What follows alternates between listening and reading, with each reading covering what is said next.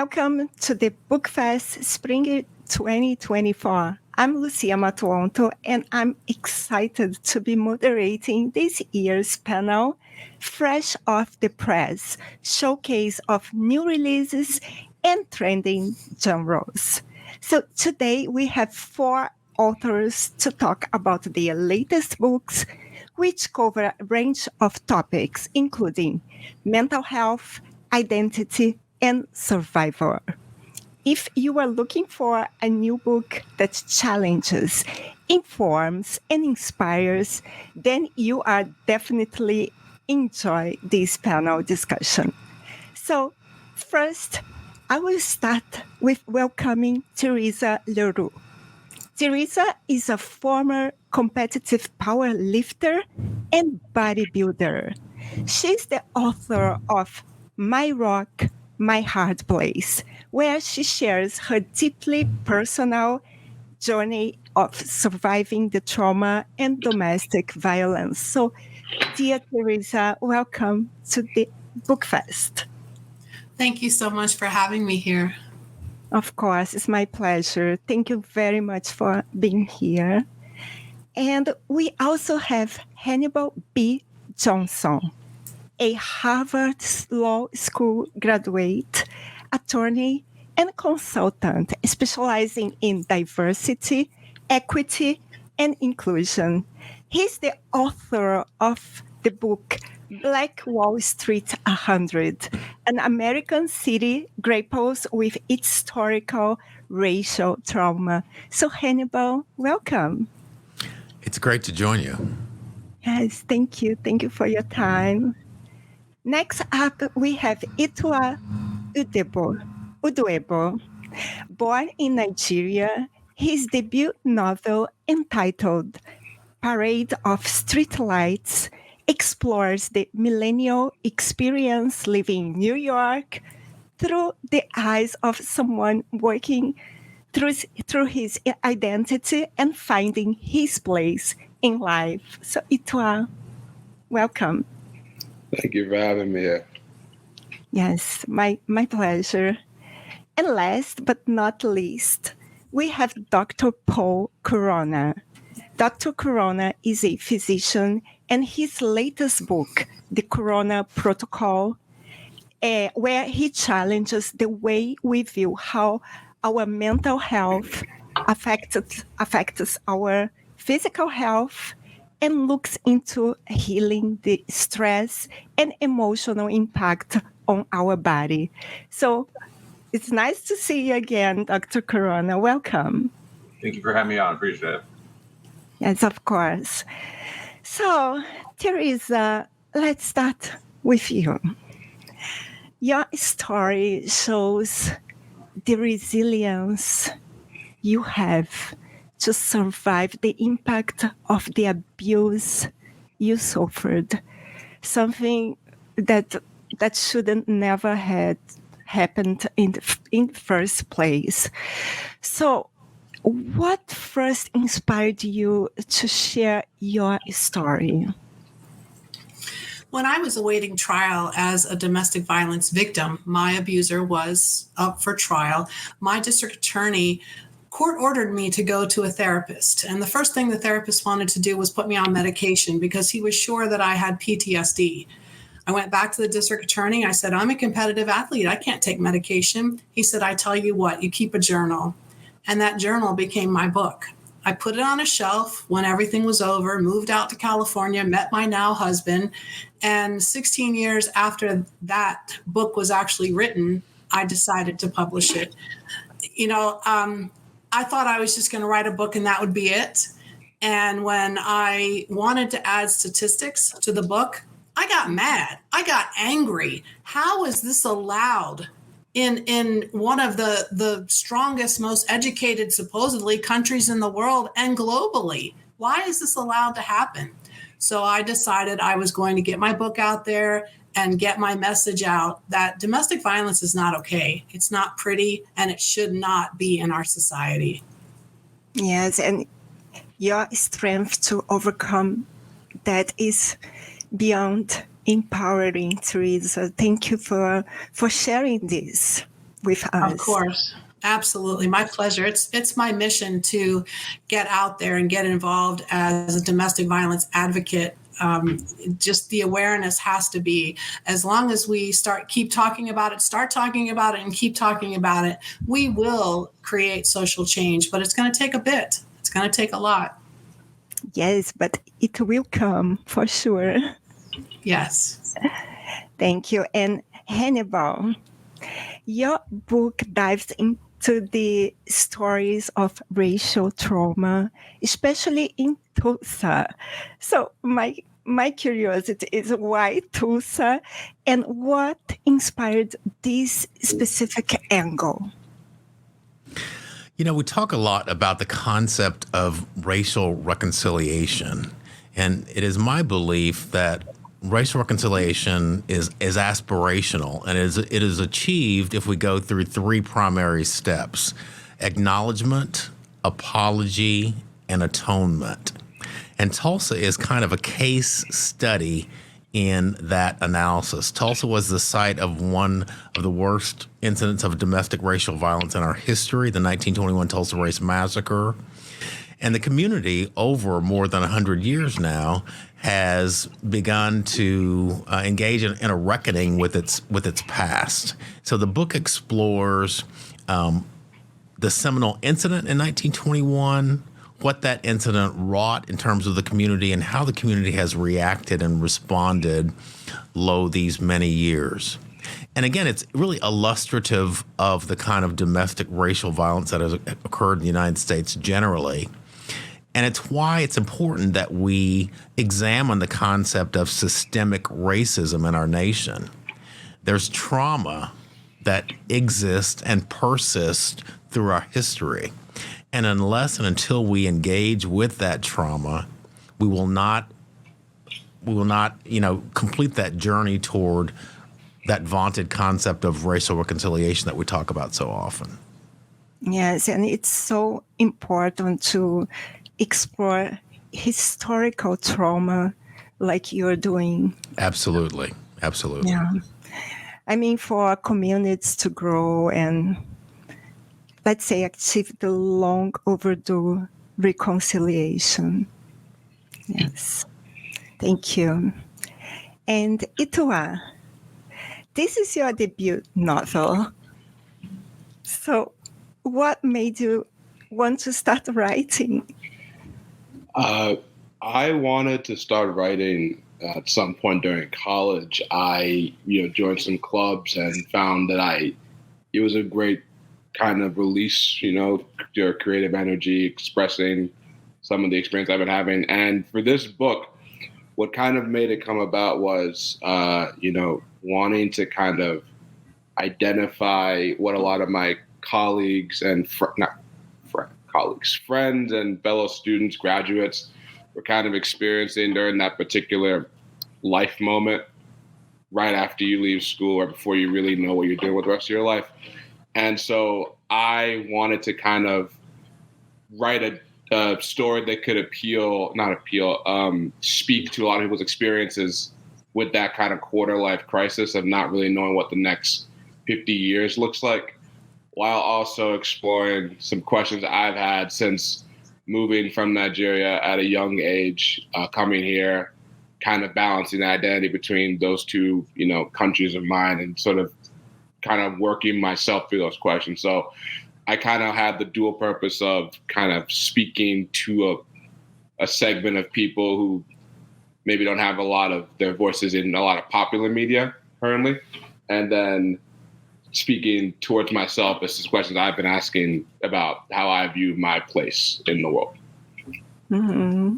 Yes, and I found the idea of reading a book from a Nigerian perspective about New York City incredibly intriguing. I think it must be even fun. It's fun to read as I was reading about it. I'm happy to hear that. Yes. So, Dr. Paul Corona, your latest book focuses on mental health and the way we approach psychiatry. But this work was meant, as I could see, for patients and not doctors. So why is this subject so important for us to learn more about, mental health? Well, because mental health is so misunderstood. People don't take it seriously. They think it's a sense of it's just your will. If you just try harder, if you just exercise more. And again, I'm a huge advocate of exercising, getting therapy, relaxation techniques, but it goes beyond that often. The full title of my book is The Corona Protocol, a scientifically proven medical solution to stop addiction, bullying, homelessness, school shootings, and suicide. 30 years in the making. So I talk about a range of topics. The gist of my books is storytelling. So I've always wanted to write fiction. So I tell 30 original stories about different people, their struggles, their triumphs. Some are happy endings, some are sad endings. But I talk about a variety of topics, including depression, anxiety, PTSD, a lot of things. And then I talk about a subject and I launch into a story about it. But I think taking mental health seriously, that's if we can take it seriously, then it can really help a lot of our modern problems that I just mentioned. Mm-hmm. And all these stories are real. They are true stories. Not always. I mean, there's some based on some of my patients. There's some that I just completely from my imagination. But after being in practice for over 30 years, I've seen so many people. I've seen so many stories every day that I've been able to pick out 30 stories that I think are interesting, fun to read. There's some scary stories. There's some that are a little bit creepy, like my psychopath story, like the school shooting story, the suicide story. So there's some that they don't have great endings. But that's life. Life isn't always happy endings. Mm-hmm. And mental health it's all about also healing, Dr. Paul. And about healing, I would like to ask Teresa, how has the process of writing this book affected your healing? Well, I mean, this is my sixth book over 20 years. The first three books, Healing the Mind and Body, the trilogy. It's just been a journey. I started writing because, starting at about 10 years after I started practice, I really started feeling like I need to get this stuff down. So the things I'm seeing are so remarkable, the results I'm seeing, and then developing my protocol, my unique way of doing things. And so I really feel like I had to write it down. And then I didn't really think when I started writing my first book 20 years ago that it would lead to more and more books. It's just that I just couldn't stop. And I just had more and more to say, because it's such an important topic and it's so misunderstood, like I said. And people just, again, don't take it seriously. They think, especially with men have a tough time with it because they think you're not being a strong person if you take medications, you're a weak person. It's just not the case. And the brain is an organ of the body, just like everything else. And if we don't take the brain seriously, well, then it can lead to a lot of problems. Yeah, absolutely. And writing books as a healing process involves deep self-reflections and the opportunity also to connect with readers who may resonate with their stories. So, Teresa, how has the process of writing helped you or affected your healing process? When I first wrote the book, Awaiting Trial, it helped. Every single day I was writing in my journal. I was, really, really diving into what was happening to me, what I was feeling, how things were going. And then when I dug it back out just 2 years ago and really went over it, I realized that I didn't want it to just be my journey through domestic violence. I wanted it to be the journey beyond, how I had grown since, how I had transformed, and how I took back my power from my abuser. And, it's interesting when you're in an abusive situation, your abuser sets your worth. And prior to being in that situation, I knew my worth. I belonged in a Tiffany's box, that cute little turquoise box with the white ribbon. I was, Christian Louboutin red-soled stilettos. But he tore me down and tore me down. So by the time I was finished, I was honestly on the clearance rack at the Dollar Tree. And you have to realize your worth. So as I kept reading it and working with it, I realized, I needed to regain my worth and take back that power. And that's what I wanted the book to be, not only my journey into, but out of. And that was what was very important to me. And I've had to do a couple edits since. We're in the second printing, and the second and third books after this have been written as well. And a lot of people say, oh, didn't this just bother you reading over this book and doing the edits? It would bother me if I had felt ashamed for what happened. It would bother me if I was humiliated or embarrassed.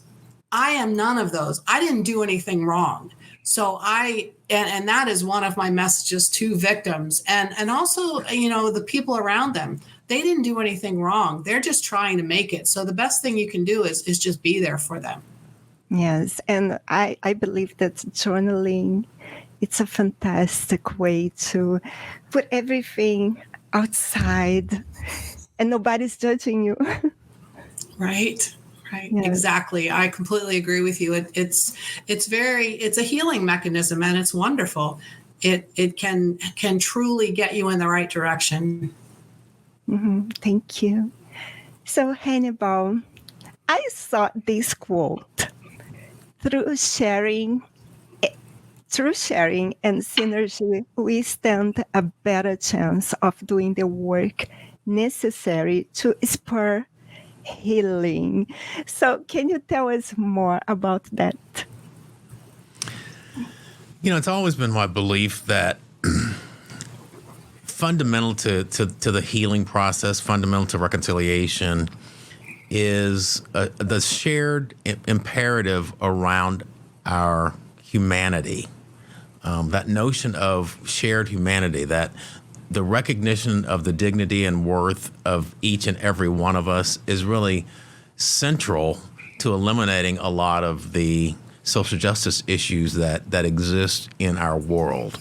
In fact, Black Wall Street 100 is a recent book of mine, but my most recent book is called 10 Ways We Can Advance Social Justice Without Destroying Each Other. And the whole notion here, it centers on, again, shared humanity. That if we recognize that imperative about the dignity and worth of each and every person that walks the face of the earth, then the inequality and the inequity that we see and experience on a day-to-day basis would be virtually eliminated. Yes. So that book, 10 Ways We Can Advance Social Justice, is about helping people emerge from what is almost a stupor around these huge social justice issues. The issues are so enormous that people are almost paralyzed and don't feel that they can make a meaningful difference. But everybody has agency, and everybody can have an affirmative impact on issues. It's a matter of sort of getting in where you fit in, plugging in, engaging, and working to make a difference. Yeah, it's like by working together and, let's say, using other strengths and also viewpoints, we improve our ability to tackle and overcome challenges, for sure, and being together. That's a great book. Yeah, there's a wonderful quote that I want to make sure I get in here by Dr. King, because part of the challenge in addressing these huge issues, whether it's bodily autonomy, whether it's mass incarceration, whether it's homelessness, whether it's mental health issues, whether it's wealth disparities, is that oftentimes it's two steps forward, one step back. I mean, we experience some wins, but we also then experience backlash and losses and so forth. And the quote is, we must accept finite disappointments, but we must never lose infinite hope. So that concept of hope is really central, I think, to the way that we engage with our world, the way that we make positive change, the way that we eliminate social injustice. Thank you. Thank you, Hannibal. And Itua, what were the challenges you faced, if you had any challenges, okay, when writing this book, and how did you overcome them? So, like a lot of millennials, I didn't have a job coming out of college, and so I had a lot of free time in my hands. The biggest challenge initially, first of all, just kind of focusing on it. I had a lot of free time, but actually applying that towards this goal I had of writing this book. Writing wise, I think my biggest thing was that I didn't really have a lot of formalized training in writing. So I was, kind of just throwing things out in the page. I think I wrote 3 whole chapters in a few days, and then they were all terrible. So I scrapped them out. Didn't know much about editing either. So that was kind of tough. But honestly, for me, it was kind of just making sure that I was actually trying to figure out what the voice was, not make it, with fiction, it's all about the characters and the voices that you want to impute in them, how to actually balance them out. I think storytelling wise, I just had to learn a lot. But as far as what I really wanted to say with the story itself, what I want it to be about, just wanted to make sure it kind of captured not just, personal challenges or things like that, because I wanted to really tell a wider story. And I think what I really tried to struggle with was, what does it mean what do other people have identity issues with? How are they talking? How are they kind of working through them? And talking to my friends, getting people I've met on the street from college, everything, kind of getting some wider input to kind of get more perspective. So it was a much more, I hope, broader dialogue within the narrative. So that was kind of the struggles. And just not playing video games all day was struggle number 3, but I got over that. So. And out of curiosity, did you share your story with your friends and ask them, let's say, feedback? I honestly, I have a thing where I can't believe reviews from friends because they all like me too much. I think I have a few friends that are honest enough. I did share with them. They told me the first draft was terrible, so they earned my trust with that. But I like to do the whole thing first and then get some strangers to review it. So I'm working on a second novel now. If anyone here wants to be a beta reader, I'll be happy to send you a copy. Mm-hmm. Thank you. I usually share my book's story with one person, at least with one person, because I like hearing her opinion. So, Dr. Teresa, while writing this book, did you share it with someone?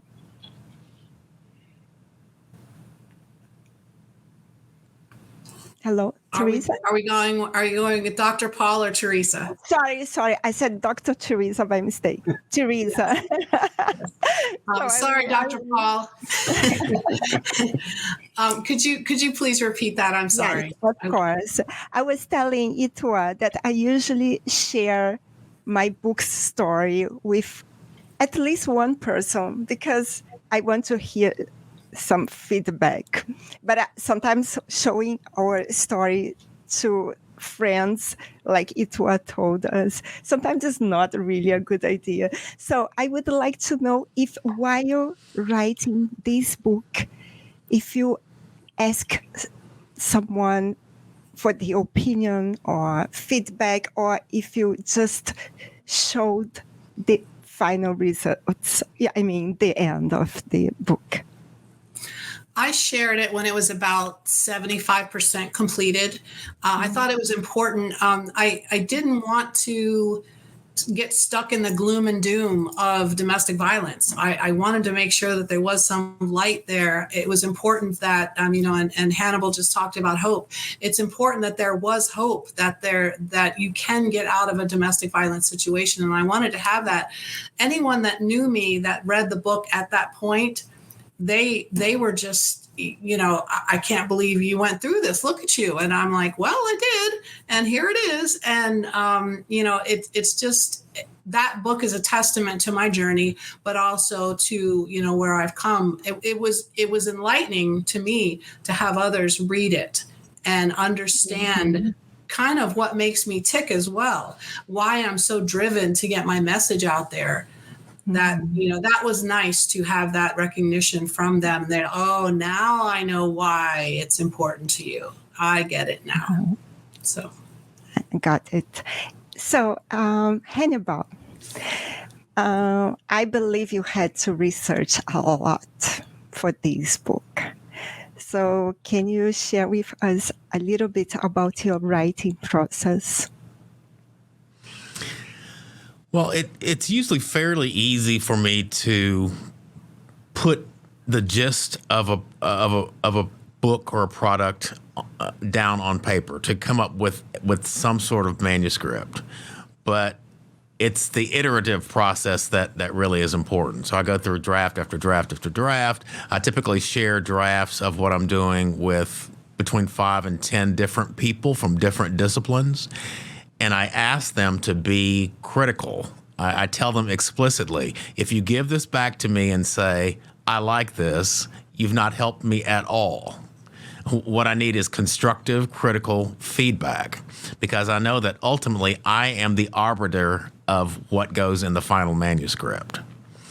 So typically, I will work on a project over a period of years. I mean, it's usually more than 12 months. I mean, the book, the 10 Ways We Can Advance Social Justice Without Destroying Each Other, I worked on for probably 3 to 4 years, off and on, because it's actually helpful to me to pick something up and put it down, get away from it, come back with fresh eyes and look at it differently. It helps me refine the product. So the real trick in writing for me is the editing process, the refinement process over time, with the help of critical outsiders who can give me constructive feedback. Mm-hmm. Thank you. And Dr. Paul, you are ultimately the healer in the group. And you've worked with so many types of traumas. So why is it so important for people to take the reins on their healing journey? Well, again, like with Teresa was saying, I think you have to, take back your own power. I think people who are suffering, whether it be PTSD or whatever, you need to realize that you need to, take the initiative to go and get help and realize that there's hope. And when it comes to mental health, it's really important because, people have this notion you can just think it away and it's just with time it'll get better. And it can. I mean, there's no question that with PTSD and other forms of trauma, that time can heal things. But you need to really think, maybe think about some therapy, like with trauma, EMDR is very good. But my specialty is medication, so I'm a pill pusher. Because what I do with medications is really kind of balance the person's neurochemistry, get the person into feeling like their old self again, and that's what medications do. They're not numbing people. They're not what a lot of people think they are. They're actually a part of the healing process because they help the body heal itself. Because the neurochemistry goes out of balance for reasons they don't have control over. So treating mental health is, like I said, is taking control and trying to get people back on track in their lives again. Yes, and nowadays we've been talking a lot about mental health, which is great, because in the past was the society was not so open to talk about this subject. Yeah, and I'm happy that you wrote this book. It's going to help many people. And I would like to ask Teresa, what do you hope your readers take away from this book, your story?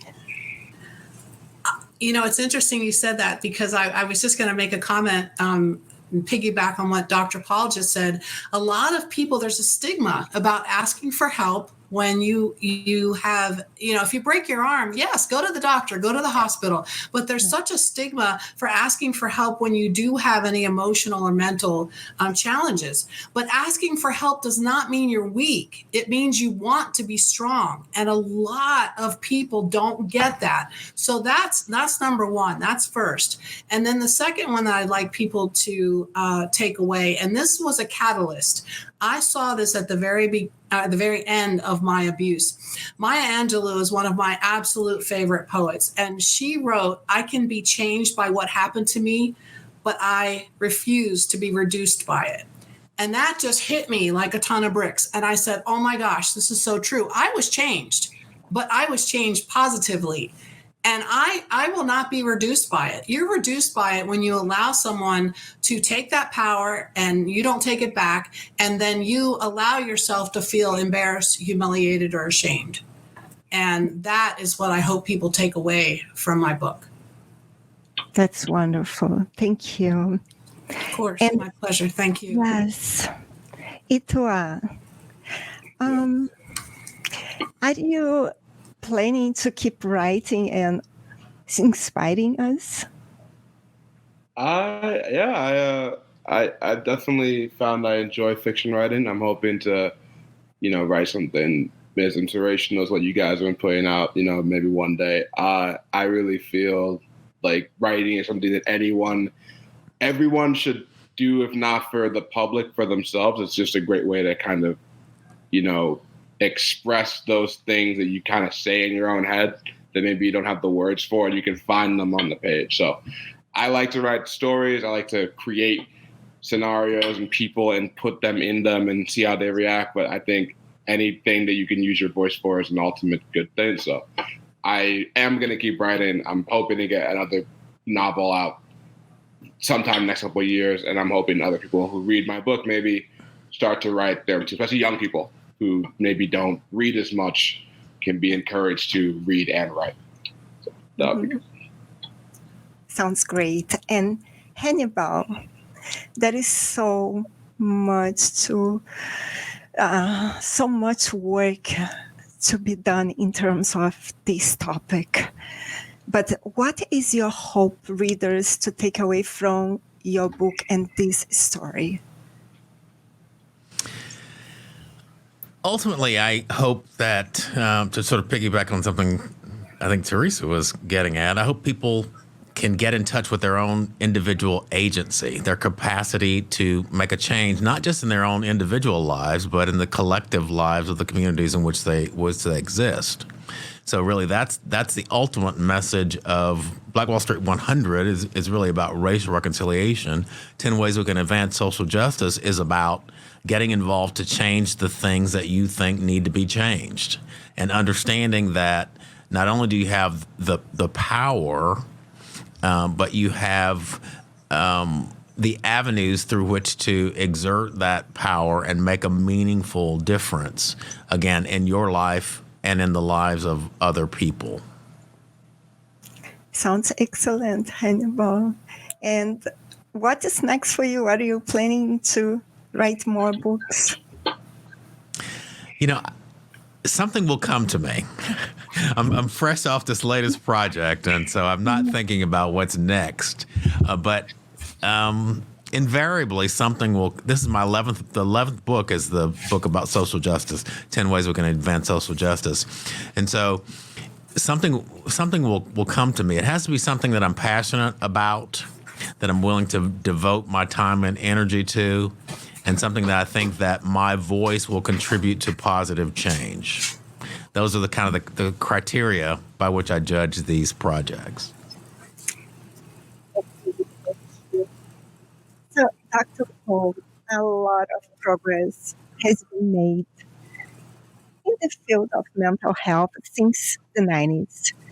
But just like everything we talked about today, there is still a lot of work to be done.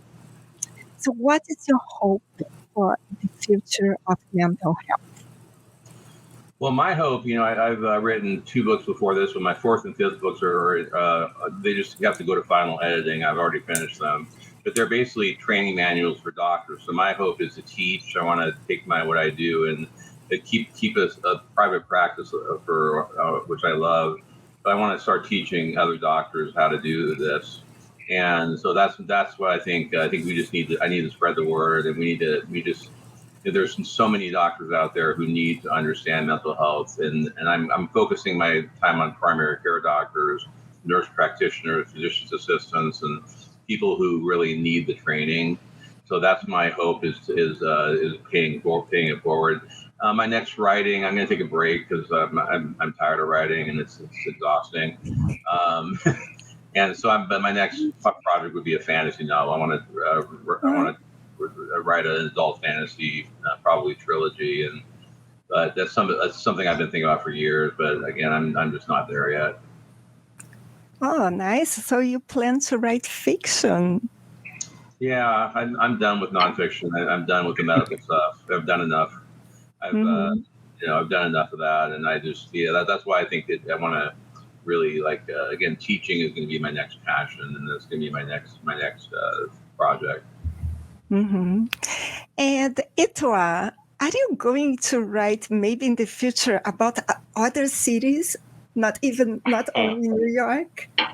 Yeah, I mean, the first story was, and funny enough, so I lived near New York as a teenager, and I went to school in D.C. I wrote the first draft before I ever got my first apartment, so a lot of it was based on things I saw on TV and stuff I just seen. It was more fictional because I never lived in a apartment in the city. Over the next 5 years, I rewrote it a few times, having lived in apartments in the city, so it got more and more realistic to the point where it's semi-autobiographical. And so a lot of it was built around those kind of 5 years I spent in my earlier 20s in the city before COVID, really. And kind of is that New York story. So I'm definitely, for the novel I'm writing right now, it's not really about New York at all. It's more about, it's more of a dystopia type of story. So it's set, in other places. But I definitely do want to, I think cities are really cool to write about because I just find that amount of human activity in a single place kind of interesting by itself, and the ways it can make a narrative both more fun to write and also more interesting, as a backdrop for the story and your themes, things like that. I don't know if I can write as good a story set in the suburbs. Maybe I should challenge myself, but that's kind of how I view cities narratively. So, Mm-hmm. So wonderful. Maybe we can all meet us together again. We can meet again. And yes, that's the end of this discussion panel here at the BookFest Spring 2021. And I would like to thank our amazing guests for joining us today. So, Teresa, Dr. Paul, Hannibal, and Itwa, thank you. Thank you so, so much for your time and for being here today. What I can say is that it was an amazing conversation about humanity and, of course, healing and the work we have to do to improve our communities to be safer. So thanks so much again for watching, and we'll see you next time.